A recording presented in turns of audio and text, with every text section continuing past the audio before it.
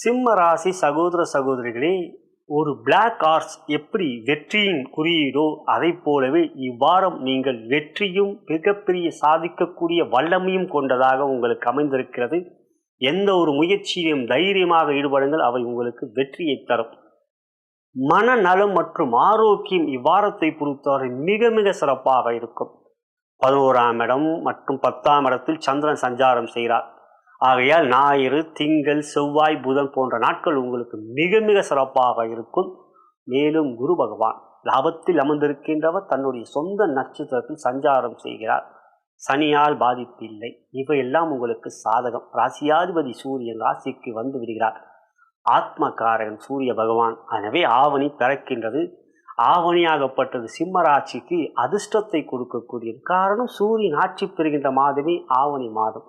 எனவே இவ்வாரத்தை பொறுத்தவரை உங்களுடைய